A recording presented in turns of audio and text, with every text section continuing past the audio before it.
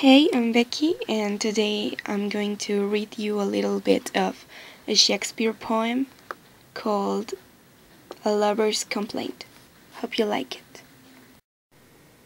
From off a hill whose concave warmth rewarded a plaintful story from a sistering vale, my spirits to attend this double voice accorded, and down I laid to list the sad-toned tale. Ere long spied a freckle made full pain, tearing of vapors, brinking rings a twain, storming her world with sorrows, wind, and rain. Upon her head a platter heap of straw, which fortified her visage from the sun, whereon the thought might think some time it saw the carcass of beauty spent and done. Time hath not skied all that youth begun, nor youth all quit, but spite of heaven's fell rage, some beauty peeped to lattice of cert age.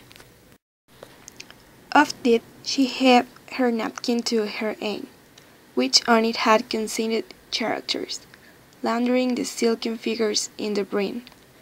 That season who bathed in tears, and often reading what contents it bears, as often shakering on disgusting hoe, in clamorous of all sides, but high and low.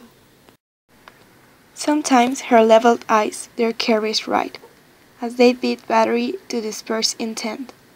Sometimes diverted they pull bars or tied to the ordered earth. Sometimes they do extend their view right on and under grace's land, to every praise at one and nowhere fixed, the might and sight distractly coming. Her hair, nor loose nor tied in from a plait, proclaimed in her careless hand of pride. For some, untucked, descended her shaped hat, hanging her pale and pinned cheek beside. Some in her threatened field still beat bright, and the true bandage will not break from thence, through sackly braiding in loose negligence.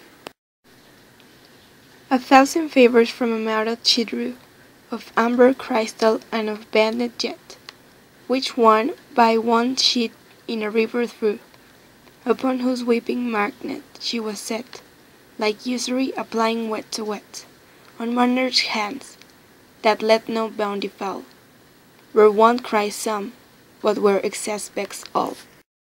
Of folded skettles had she made a one, which she pursed, sighed Thor and gave the flute, cracked many a ring of poised gold and bone, bidding them find their sepulchres in mood, found yet more letters sadly penned in blood, with sleek silk fit and effectly, enswathed and sealed to curious secretly.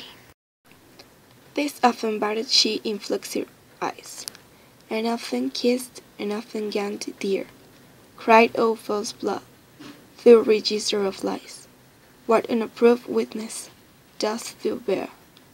Ink would have seemed more black and damned here. This said, in top of rage, the line she rents, big discontent, so breaking the content. A reverend man that grasses his cattle night, sometime a blusterer, that the ruffle knew, of court, of city, and had let her go by. The swiftest hours, observed as they flew, flowers his afflicted fancy flashy drew, and privileged by age, desires to know, in brief, the grounds and motives her hoe. So lies he down upon his greened back, and comely distant sits by her side, when he again desires her, being sad, her grievance with his wearing to divide, if that from him there may aught applied, which mere her suffering ecstasy assuage, this promised in the charity of age.